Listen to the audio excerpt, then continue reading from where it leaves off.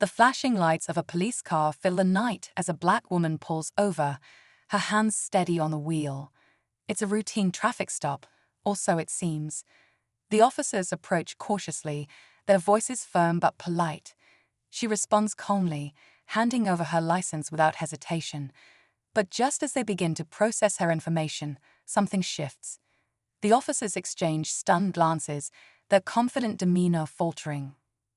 Who is this woman sitting in the driver's seat? And why does her name spark immediate recognition? Tension fills the air as they slowly piece together the truth.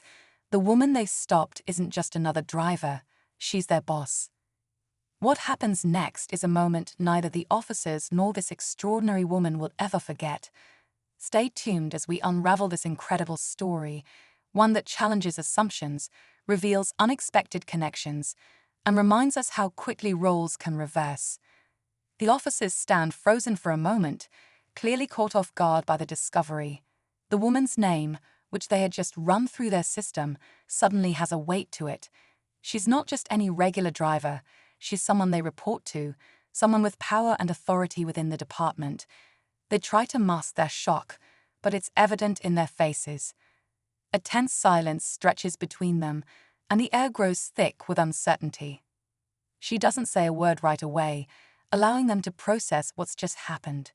For a brief moment, the tables are turned, and the officers now seem unsure of how to act. Do they apologize? Pretend nothing happened? Or does this encounter set the stage for something bigger?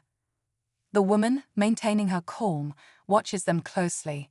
She's been through situations like this before, where assumptions were made based solely on her appearance. But this time, the stakes feel different. The woman remains still, her eyes never leaving the officers as they stand in uncomfortable silence. The longer they hesitate, the more the tension builds. They've been trained to uphold the law, to make split-second decisions, but now, with this unexpected revelation, they falter. It's as if the balance of power has suddenly shifted, and neither side knows how to navigate the situation. The younger officer, still processing the shock, seems unsure whether to offer an apology or continue with the routine. His partner, older and more experienced, gives him a quick glance, a silent signal to regain control. He clears his throat, stepping forward, his tone now more formal, though it's clear he's still rattled. "Ma'am, can I ask why you were speeding?" She doesn't immediately respond, instead choosing to study his face. She knows this isn't just about the ticket anymore. There's an unspoken understanding that something deeper is at play here, something that goes beyond simple traffic laws. The woman, having navigated this kind of bias before, wonders if the officers even realize they're caught in their own assumptions, or if they're simply trying to recover their lost confidence. Meanwhile, in the background, a third officer stands near his patrol car, quietly observing. He's seen enough in his career to recognize when things don't add up. There's an uneasy feeling in his gut. Something tells him this situation won't be as simple as letting her go with a warning. What if this moment leads to more than just an awkward encounter? What if it sparks a confrontation that threatens to expose cracks in the very system they've sworn to uphold? In this brief moment of uncertainty, everyone feels the weight of what's happening. Both the woman and the officers are caught in a standoff, where nothing will ever be the same again. The air feels thick now, as if the night itself is holding its breath. The younger officer shifts uneasily from foot to foot, his mind racing.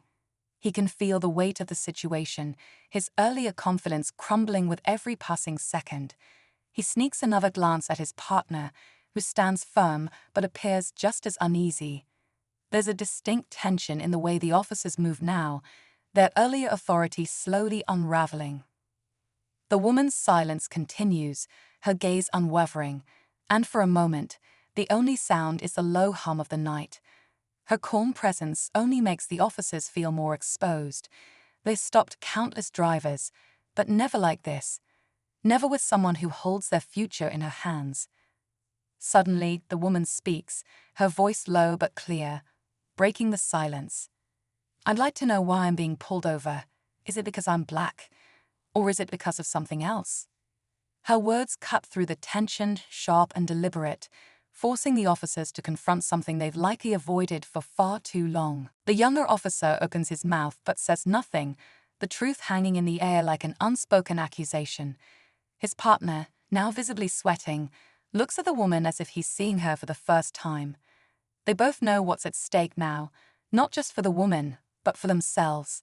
If this situation goes wrong, if the wrong words are said or actions taken, it could unravel far more than a simple traffic stop. The woman's position of authority could shift from a point of tension to a pivotal moment that challenges the very fabric of their careers and the public perception of justice. For a moment, no one moves. The street lights flicker, and time seems to stretch as the woman waits, her eyes never leaving the officers.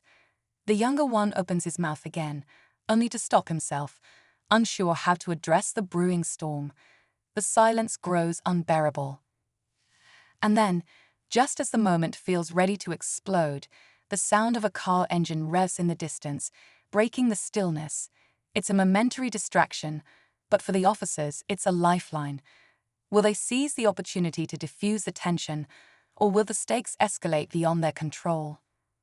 The distant sound of the car engine fades into the background, and for a fleeting moment, it seems like the tension might subside. But just as the officers begin to breathe a little easier, the woman's phone rings. The sudden jolt of noise breaks the silence, and all eyes snap toward her.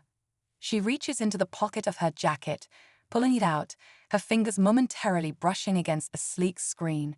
Her face betrays no emotion, but the officers notice the name flashing on the screen. Chief Director *. The young officer's heart skips a beat. He feels a floor drop beneath him. He knows exactly who the chief director is, the very person who oversees their precinct, a figure of immense power within the department. The older officer's eyes widen as he quickly pieces it all together, realizing that the woman sitting in front of them is not just their boss, but someone with direct influence over their careers, their futures. She doesn't hesitate. She answers the call with a smooth, practiced tone. "Yes, Chief. I'm currently handling a minor situation on the road. I'll be in soon." Her voice is calm, but the underlying authority is undeniable. There's no trace of uncertainty now, no sign of the tension that had gripped the officers just moments before. The older officer's hand instinctively tightens around the handle of his patrol car. The younger officer, feeling the weight of the moment, shifts nervously. They both realize they've been backed into a corner, and every move from here on out could cost them dearly. The woman's casual response to the call only deepens the mystery.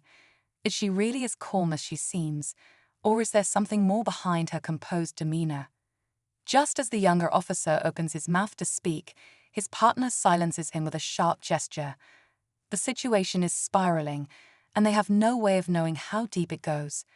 With every passing second, it becomes clear that this is more than just a traffic stop. It's a test of power, perception, and authority that could change everything. The woman hangs up the phone, her expression unchanged, though the tension is palpable. The officers stand frozen, not knowing what to do or say next. The younger officer's hands are shaking, but his partner is the one who finally steps forward, his voice shaky but attempting to maintain control. "Ma'am, I apologize for the inconvenience. We were just doing our job." The woman nods slowly, her gaze unwavering.